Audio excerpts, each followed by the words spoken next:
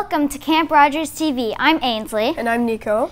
And we've been having tons of fun this week at Camp Rogers TV, learning how to use the cameras, how to do audio.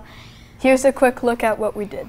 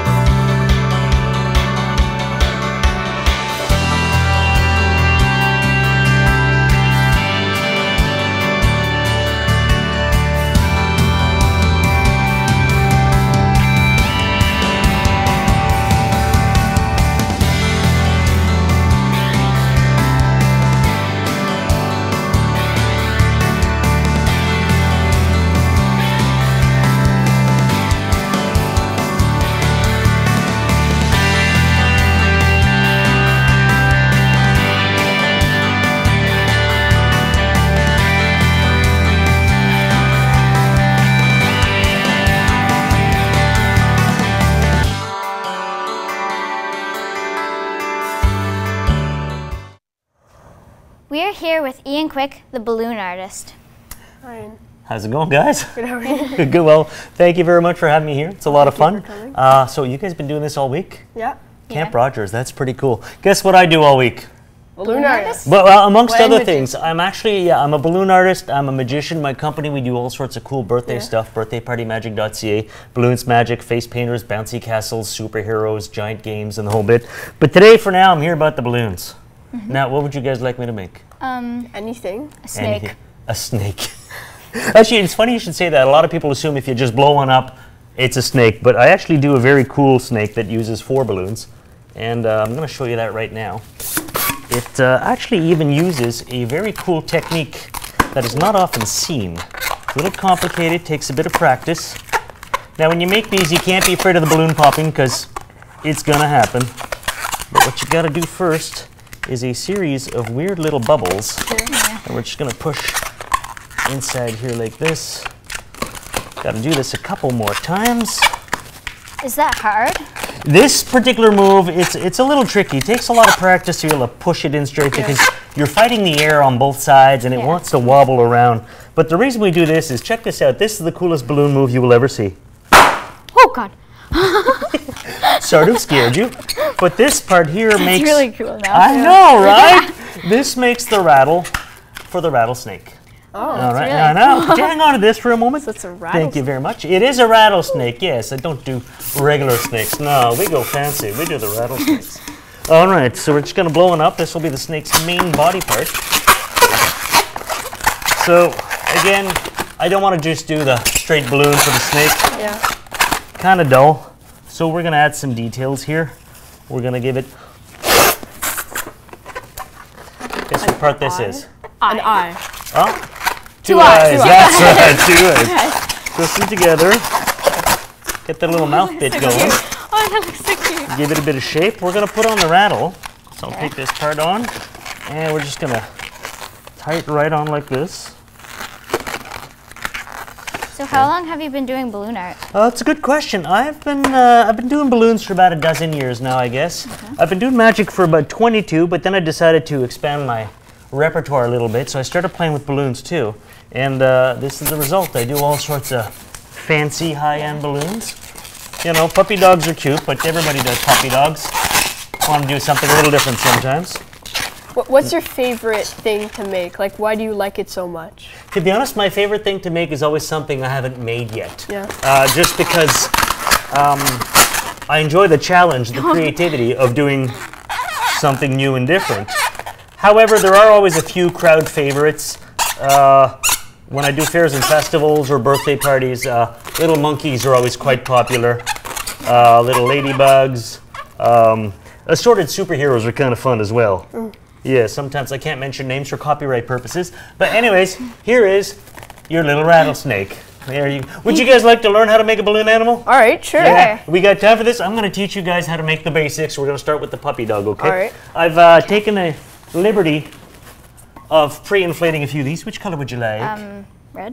Red, blue, all right, I'll take the yellow. Here's what you're gonna do. First off, you always start with the end that has the knot, not the other side, okay? So Because this as you end? twist, yeah, because as you twist, the air pushes forward. That's why we leave a little reservoir. Okay.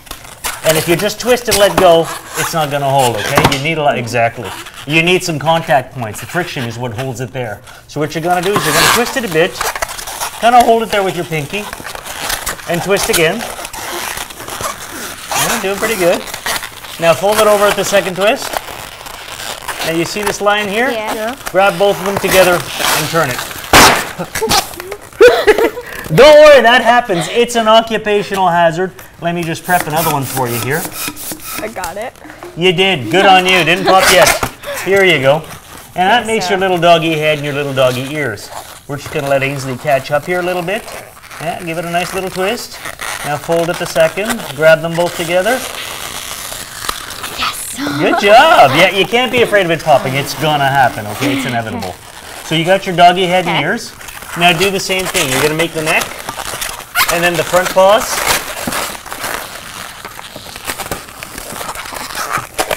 All right. Don't be afraid to give it several turns. Otherwise you get this weird loopy thing going on here. All right. So when you twist it, give it 2-3 good turns. There you go. Looking good, Ainsley. All right. Now one last time for the hind legs.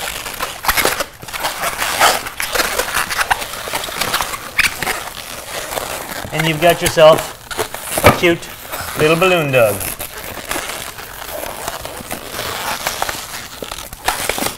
No. Yeah, right now he's a little upside down. There you go. And now you're ready. Oh, other side. Your legs are pointing up. Oh. There you go. And now we're ready for a best in show. Congratulations, guys. Beautiful balloon dogs. Easy to do, right? Yeah, it's actually really They're easy. a lot of fun. And of course, you can take this a step further. You saw the snake here. Let me show you something else that's very cool. I'm gonna grab one of these here. This is a crowd favorite. This is the one that makes all the ladies go, aww. So you might want to learn this one, okay? Seriously, you're gonna think this is very adorable. All right. Now the best part about this one too, what I like is sometimes this is what happens when you're doing fairs and festivals. Kids get their balloon, they're very excited, they're very happy, but then it's like, Mommy, can you hold this? Yeah. And poor mom and dad, they're stuck holding the balloons.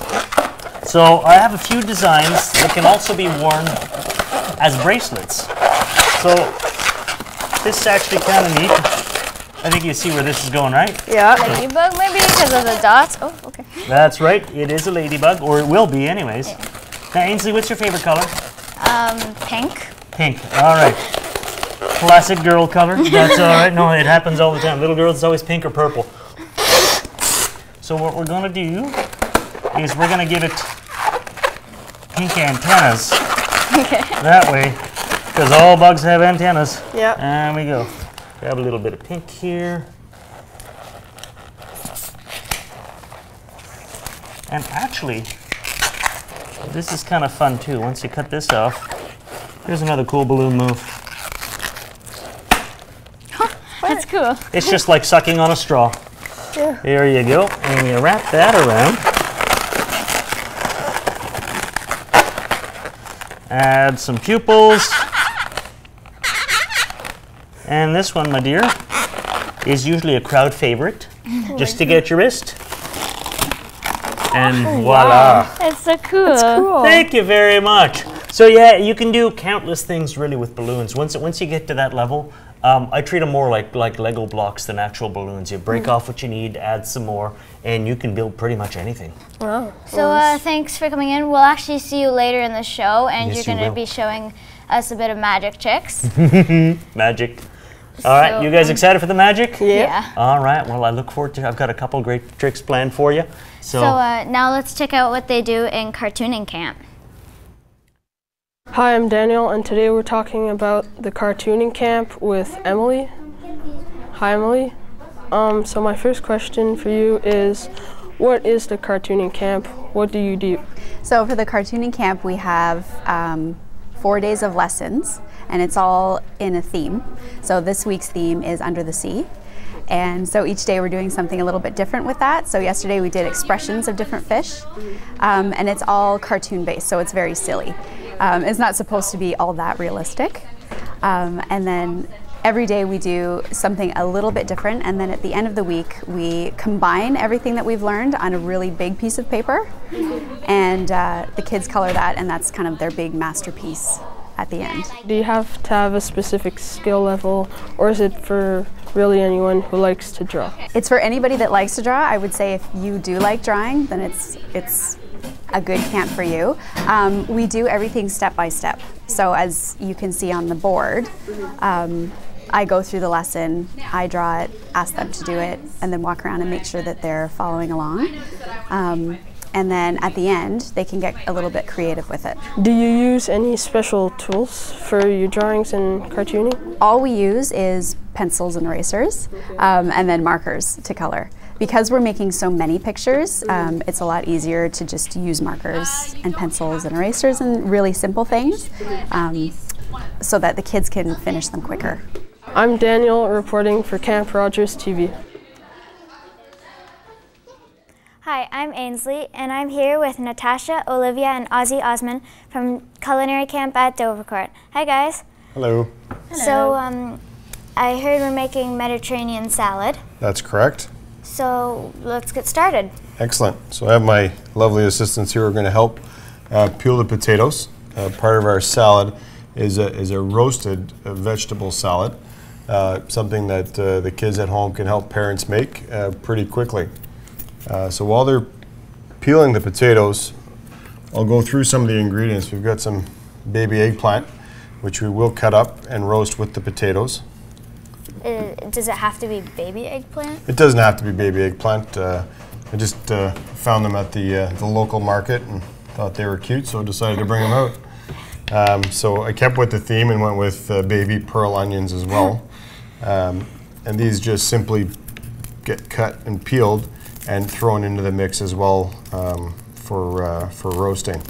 So would kids be able to do this part? Absolutely, absolutely. Probably not the way I'm doing it. Probably a bit more on the safe side, but you know, I do this every day, so I feel that I do things with my hands a lot. And what's a good way to peel the potatoes? Well, exactly the way they're doing it, against, not towards their hand. They're pushing outwards, so they don't bring the blade back onto their hand. So they're doing a great job there. You don't always have to get all the skin. It's okay to have some of the skin on, as long as your potatoes are washed well. So when do we get to put the lettuce in the pan? What we're going to do, we're not going to actually cook the lettuce. We're actually top it with the lettuce after, and it's we're using actually baby arugula. Again, keeping with the theme with the baby vegetables. Yeah. So as well, that's in the salad. We have some girls. Do you remember what we toasted? That the bread that we made. It was the croutons that we made. Yeah. Yes. So there'll be croutons. We also have, what else do we have in it? Were they handmade croutons? Yes, they were handmade croutons. So we brought those with us. We made this earlier in camp this week on the Monday.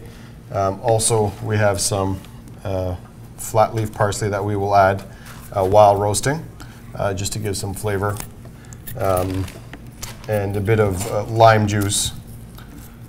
So what makes this salad Mediterranean? Well, our theme this week is Mediterranean, and I think the reason why we called it a Mediterranean salad, it just fell into the theme that we were doing this week. And it's not your average salad, right? It's not your cucumber, lettuce, tomato salad. So I think that's why we called it the Mediterranean salad, because you have different ingredients from all over the world, really, that are major ingredients in different countries. How many people does this serve? This will serve a family of 5 when we're finished. Okay. So we'll be back with more Ozzy Osman after the break.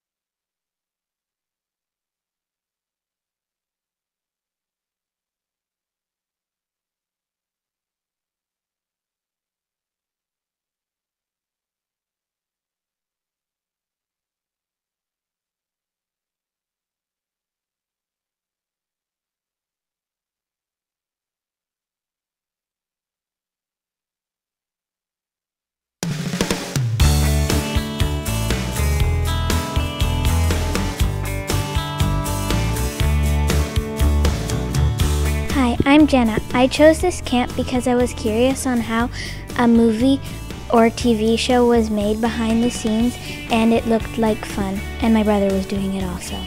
Hi, I'm Michael. I'm 10. I wanted to come to this camp because I wanted to be on TV, and I also like working with cameras. Hi, I'm Brennan. I'm 13, and I came because I wanted to find out how everything else worked behind the scenes. I'm Wyden. I came to this camp because I'm interested in the technology they use to make movies and shows. Hi, my name's Sam. I chose this camp because I did it last year and had a lot of fun.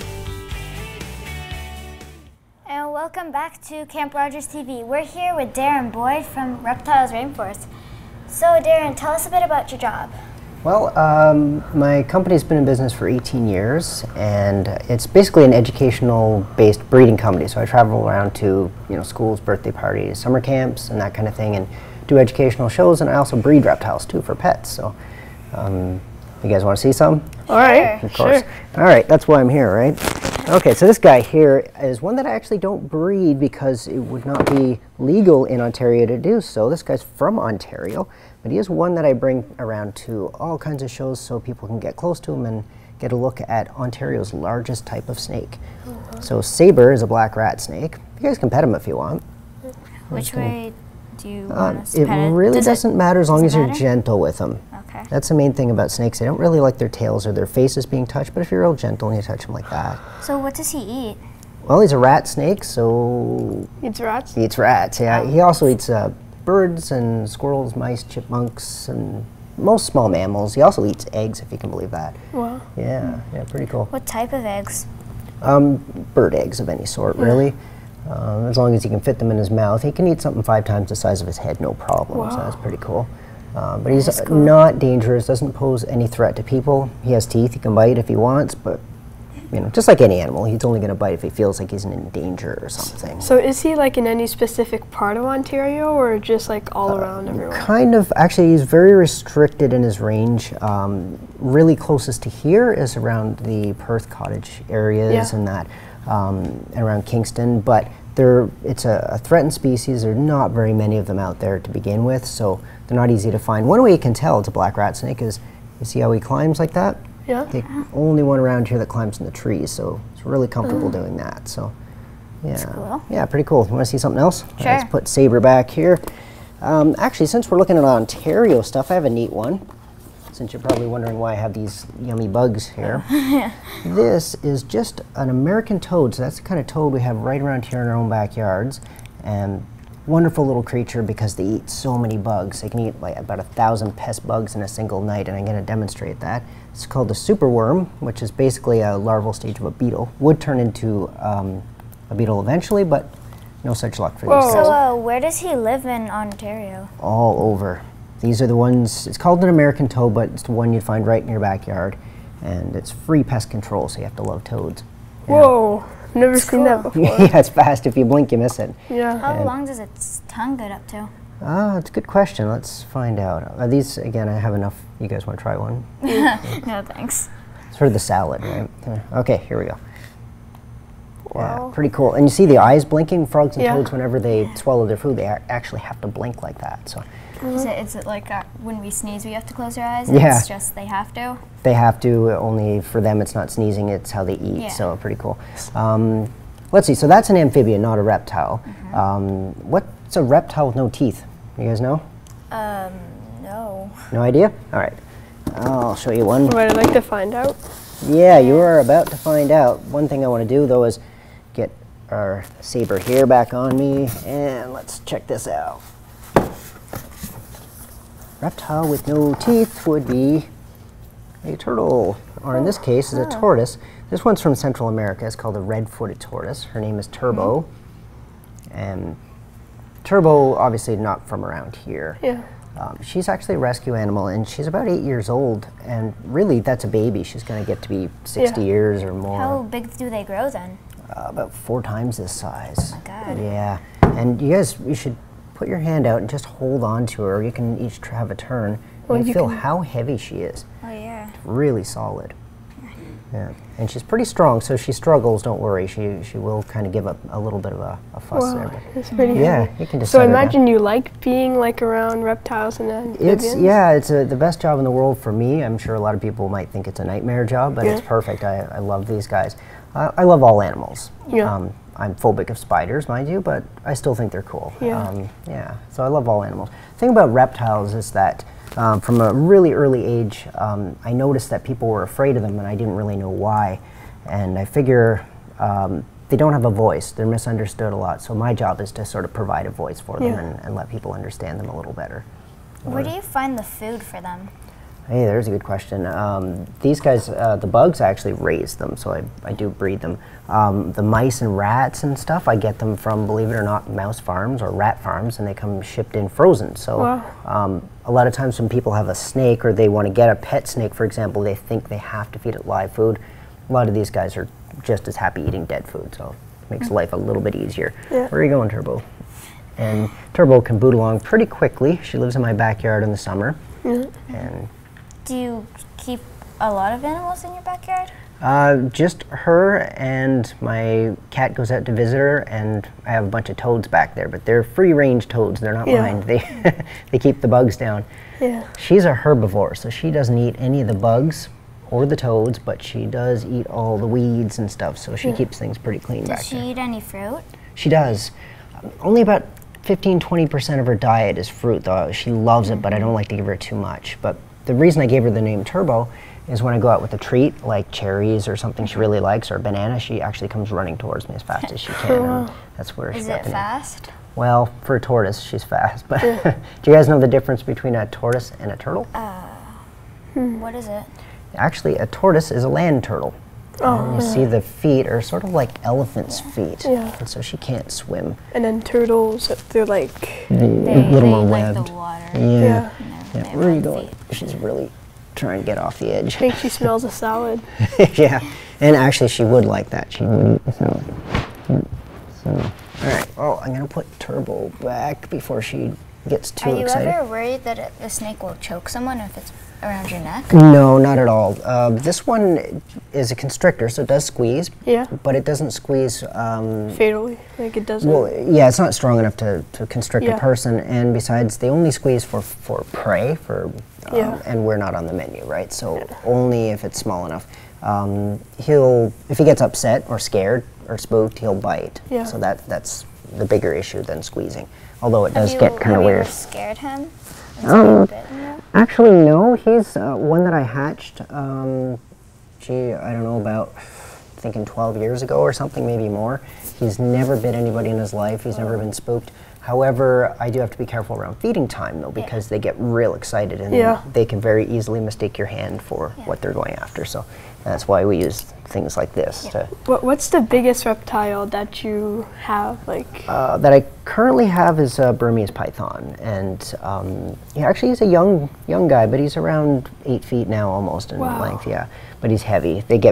It's about a very, very large snake. Did you also have him from when he was really young? Yeah, most of my reptiles I've either bred myself or I've got from other breeders, so I don't like to take them out of the wild. I prefer to have them their whole life. Yeah. And these guys are long-lived. They live for a long time, so yeah, if you decide you want a reptile for a pet, it's a big commitment, right? Yeah. So, yeah.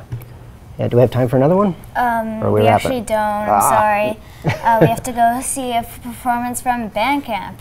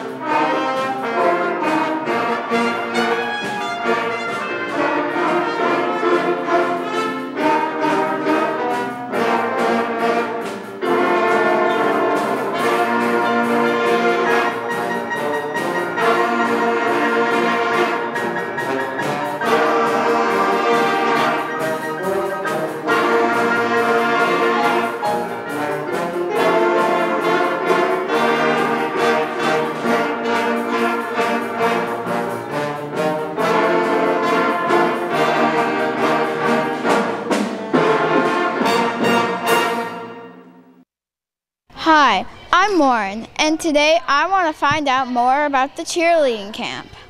I'm here with Sarah Lynn. So, what are some of the things that the campers learn at cheerleading camp? So these guys are learning a whole bunch of skills throughout the week, but mostly our routine is made up of stunting, tumbling, dance, and motions. How many routines are you going to work on? We have one big routine that sort of takes a bunch of time to perfect. So yeah, it's just one routine, but it takes a lot of time, a lot of practice, and repeating things over and over and over again until they're perfect. What are some of the hardest moves that the campers will learn? I think the hardest things for these guys will be the stunting. The choreography is a little bit fast, so for people that aren't used to learning counts and doing things sort of in synchronization, that will be tough for them.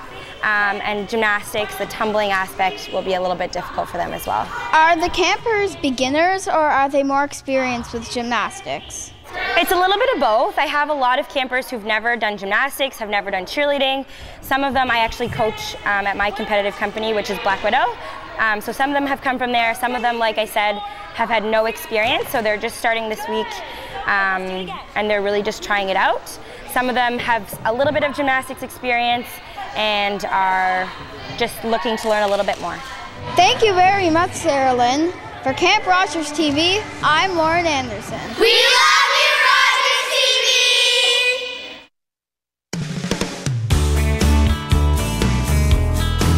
La, la, la. Hey, hey. Yeah, yeah.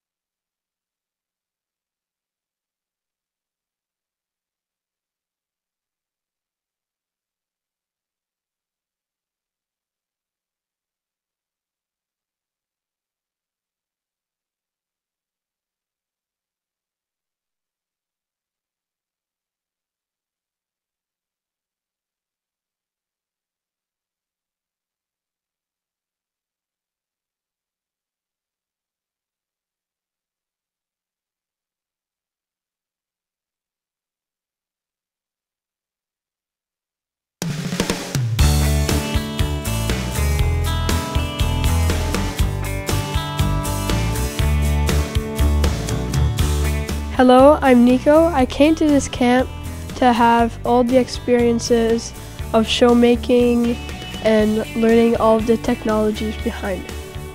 I'm Eliza Ann, and I chose this camp because I really wanted to know how TV was filmed, and I really like acting. Hi, my name is Spencer. I chose this camp because I love movies and TV shows, and I wanted to know how to work behind the scenes. Hi, I mean, I chose this camp because it looked really fun.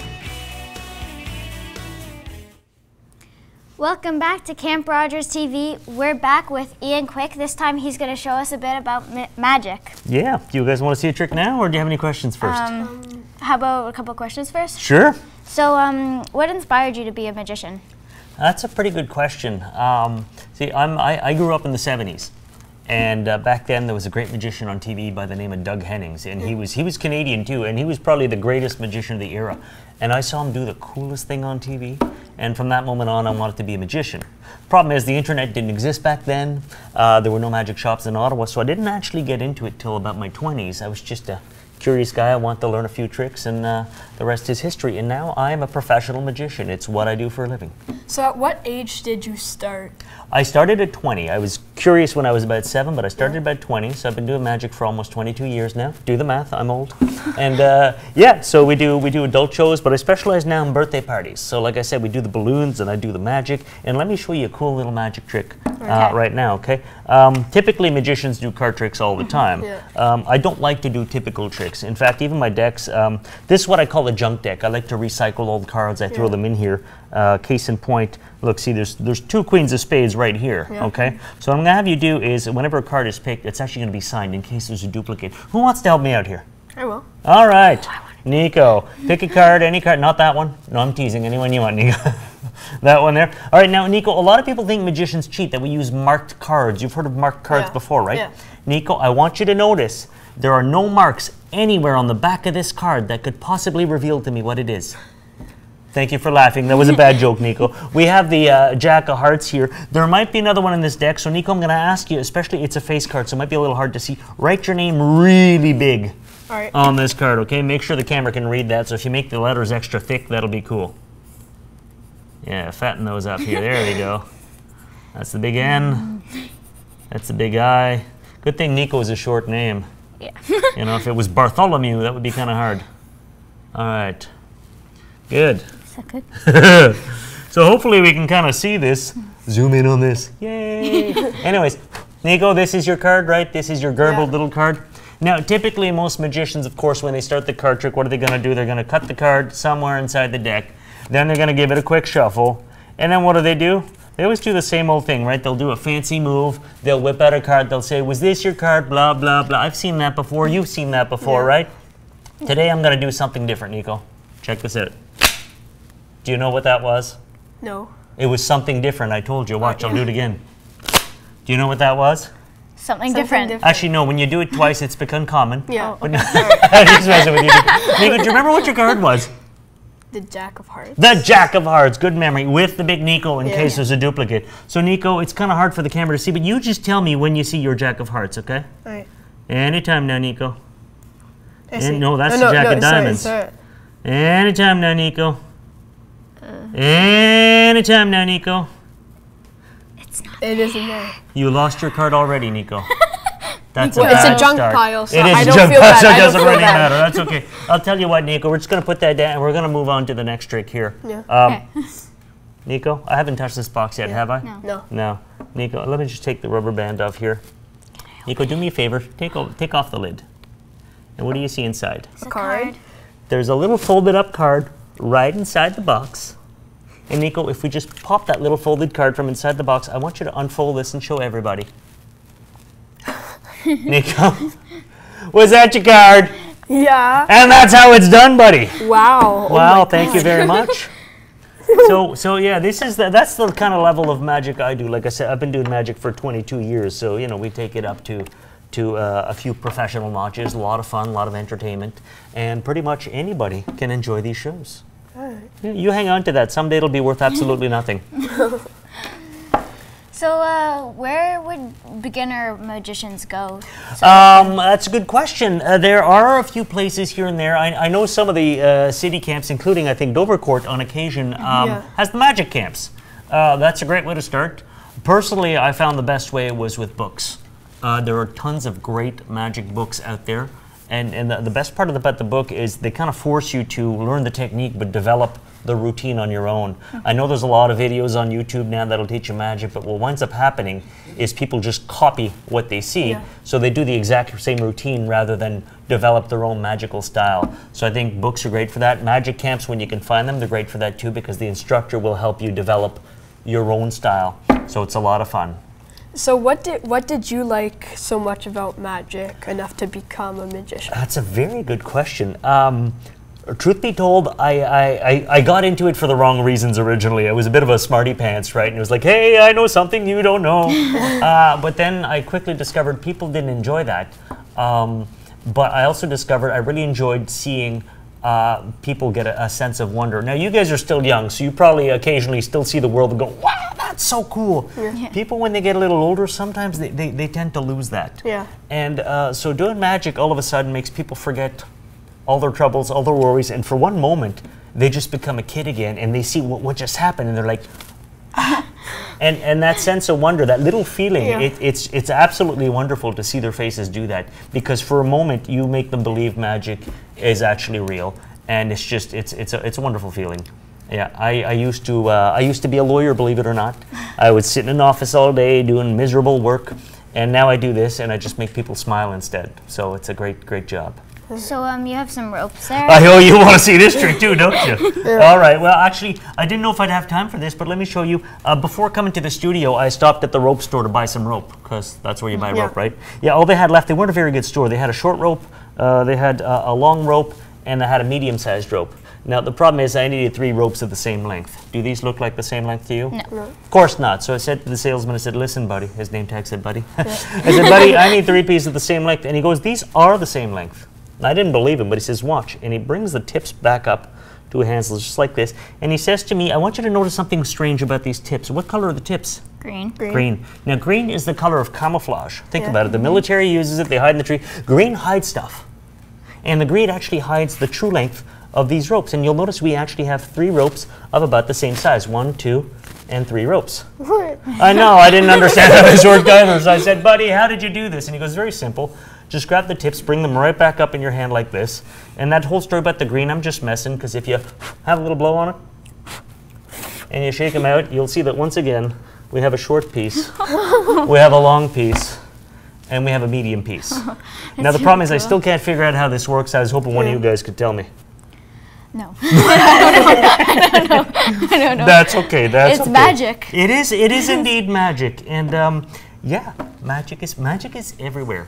You can learn to do this with shoelaces if you want. So what's a good tip for beginner magicians? That's, you know what, the best tip for beginner magicians is keep on practicing. Now, a lot of people, they learn a trick at first and they understand how it works, but they don't have the dexterity for it yet, and then they want to go show it to someone. And when you haven't mastered it and you show people, they see how it works, and it's not magic anymore. It just becomes a poorly executed trick. So practice, practice, practice. I spent years practicing. So thanks for coming in. We're now going to go see what they do with canines. Hi, I'm Michael. I'm here to see what you do at the canine unit. What do you do at the canine unit? Our special mandate with the canine unit is that we're also police officers, but we have dogs. So there's a lot of police officers, about 1,500 police officers with the Ottawa Police, but there's only 9 canine handlers. So there's only 9 of us that work with dogs. And we have different things we do with the dogs. Each dog has a different training and a different thing they do, like to either search for people, search for bad people, search for missing people, narcotics, drugs, and also explosives. So we do different work with the dogs. What age do the dogs start training at? It all depends. Like most dogs we get are about 1.5 years to 2 years old. And then the time, that 4-month period where they do the training. So usually by 2.5, 3 years old is when they'll start working. My shepherd, that's 9 now, he was only 15 months old. He started the course. So he wasn't even 2 years old when he started working, and I've been working with him for 7 years.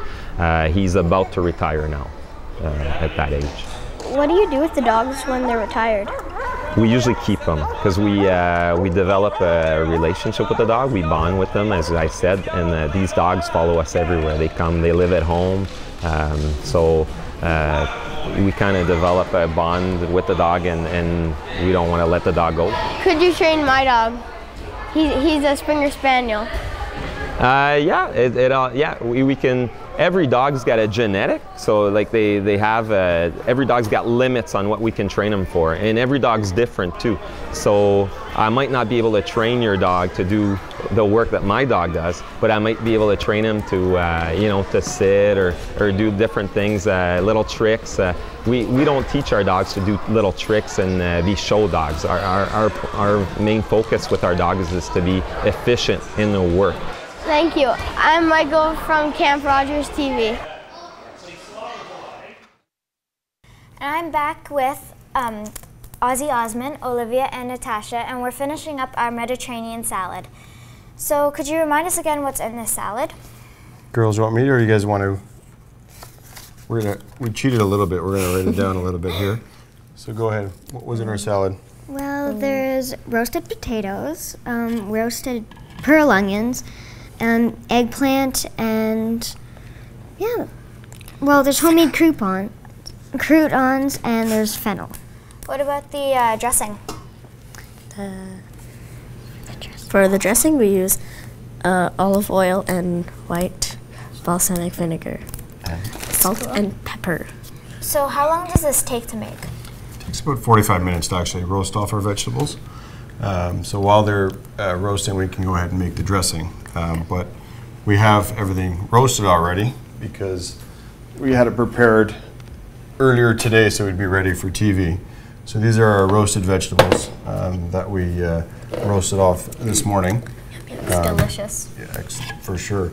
So all we would do is add that to a bowl after we've roasted them. And you don't want them overcooked, you want them to still have a bit of texture. So how long do you cook them for? For approximately 45 minutes at about 400. And then we've got our leaf lettuce. We have a bit of arugula and a bit of fresh parsley, and we have a bit of dill in there because we had a bit of leftover dill from this morning. And then making our dressing, sorry, some croutons here that we made. And we want the croutons to absorb all the dressings as well. So I'm going to have the girls help me with the olive oil. If you want to do the olive oil and you do the white balsamic. Okay. So we'll do the olive oil first.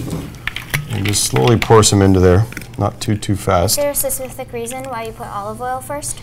No, you can do either or. That's perfect. Now it's a good olive oil, right? It's an extra virgin olive oil, so it's good to eat raw.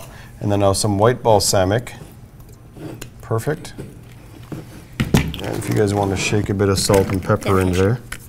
About how much salt and pepper? I'm going to say about half a teaspoon of pepper, if you want to go ahead. And maybe a half a teaspoon of salt. And to finish it off, we're going to do a bit of lime juice, and I'll squeeze that. And we'll say about a teaspoon of lime juice. So Ozzy, how long have you been cooking for? Oh, I've been cooking professionally for about 15 years, but always helped my mother in the kitchen, and that's where I learned how to cook, I guess, properly in my eyes, is my mother's recipes for sure.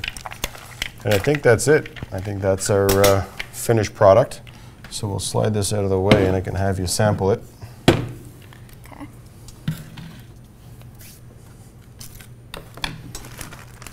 Get some of those vegetables. Mm.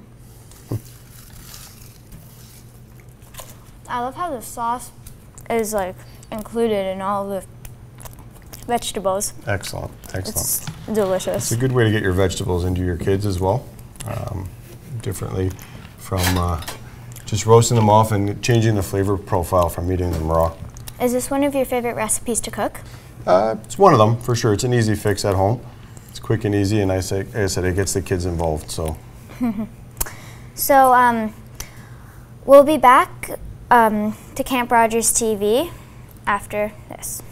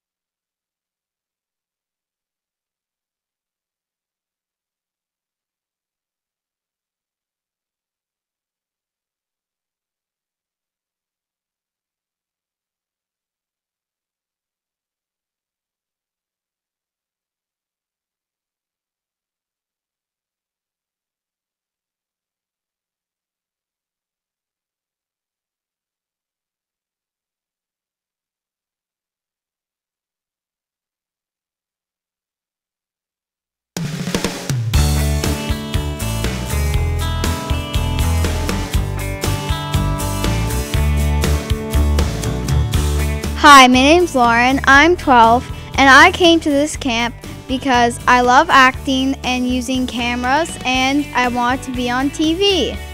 Hi, I'm Lily, and I chose this camp because it'd be a different experience, and I never really tried anything like this, so I gave it a shot. Hi, I'm Connor, and I chose this camp because it looked like fun, and I was curious about how TV was made. Hi, I'm Daniel, and I wanted to come to this camp because I wanted to learn more about movie making, since I like making movies myself. Hi, I'm Ainsley. I'm 12, and I came to this camp because I wanted to use all the super cool equipment. Welcome back to Camp Rogers TV. We're here with Gabriel Potvin from Let's Talk Science. Hello. Hi. So, can you tell us a bit about what you do and what your company is about? Absolutely. So Let's Talk Science is a national non-profit organization. So we're across Canada. And what we do is we have a whole bunch of volunteers that operate out of universities across the country. And all of these volunteers, like me, are graduate students. So we're all scientists or engineers. And we love what we do so much that we go to the schools, so elementary and high schools, and we do these fun science activities to show people that, you know, science, sometimes it seems boring when you're studying in the classroom, you have the big textbooks, but there's really so much that you can do that's a lot of fun. So we do these fun activities to try to persuade people that it's worth continuing to study in science. So I heard we're going to make some slime. We are going to make some slime. So this is one of my favorite experiments and things that you can do with science. And this is fun because this is an activity that you can do at home. Okay, so we'll show you how to do that. So first of all, so I saw you guys did a bit of cooking earlier in the show. So we're going to do something like cooking here. So chemistry is a lot like cooking. So I'll have each of you pour about 200 milliliters, so up to the 200 mark, on those measuring cups, which I took from home without telling my wife. So let's just not tell her that I'm using her cookware for science. So you put about 200 milliliters in there, and then you're going to pour that in the bowl. So what you're pouring there is borax, like you see in this box here. And borax is something that you add to your laundry, and it helps to remove stains. So you can buy that at the grocery store. Okay, so that seems about right. And this here, so it's borax in water. Okay, so I put about 1 teaspoon of borax per about 1 cup of water. So it's not very much, and then you keep stirring until it dissolves completely. It takes a few minutes, but it's a lot of fun. Okay, so next thing we're going to do, next ingredient on the list is glue. Okay, so this is just normal Elmer's white glue. And so let's just shake it up a little bit before you guys start mixing. So you guys are going to pour about 400 milliliters of this glue. This is a 50-50 mixture of water and glue. Okay, so half water, half glue. It's going to pour about 400, but you're not going to pour it in your bowl quite yet. We're going to add something that's a lot of fun. It's perfect. So 400? Yeah, about 400. Okay, so that's just, now it's important that it's actually Elmer's glue. Okay, so it's not just any white glue, and that's because in Elmer's glue there's a chemical called PVA. You don't need to remember the names of the chemicals, but it's a chemical that's going to do the reaction. So now we've got some glue in your beakers. You guys are going to pick your favorite color, food coloring. Okay, red for you. I saw same color as your balloon earlier. Okay, and green. Okay, and you're just going to put a whole bunch of drops. Let's just remove the cap. We'll have to remove the cap to that. Just keep going. So pull it off, yeah. Just put, and then you can mix with these little plastic sticks here, just so it's nice and even colored. Okay, just a bit more than that. Yeah, just put a bit more, then we'll start mixing. Okay, let me just help you out a little bit. So this is not a kind of dangerous experiment, right? So I just decided to give you guys gloves and glasses just so you wouldn't get dirty during your show. All right, so that's good for your food coloring. You don't have to add quite so much. A few drops will do. Okay, so once it's nice and mixed, that should be okay. So what I'm going to have you guys do now, we'll just move this out of the way. You are going to mix the two. So you're going to pour this into your bowls. Okay, so gently so that we don't make quite a huge mess.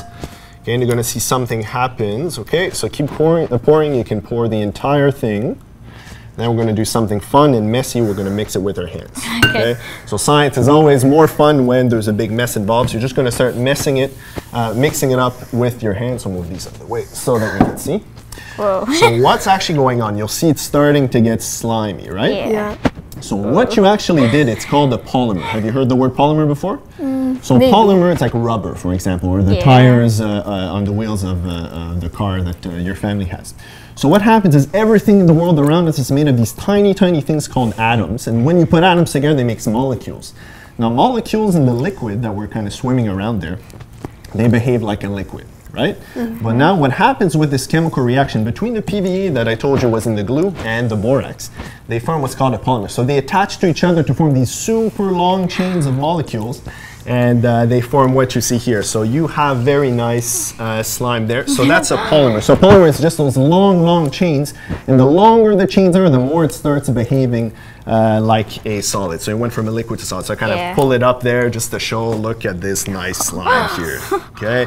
So we've got this nice goopy wonderfulness, okay? And this is a polymer. So it's a chemical reaction called polymerization. So as scientists and engineers, we really love working with these weird materials. So this is certainly an example of that. Okay? This is non-toxic, so if you do it at home, it's a lot of fun. But if you throw it, you know, in the hair of your little brother or sister, you know, I didn't tell you to do that. Okay? Great. So how long have you been a scientist? How long have I been a scientist? That's a good question. So officially, as in I went to school, I've been in university for a very long time now. I think it's been 11 years. So I did my bachelor's degree, and now I'm continuing because I like science so much, I decided I wanted to do research. So now I'm doing what's called a PhD. So I'm a professional scientist now.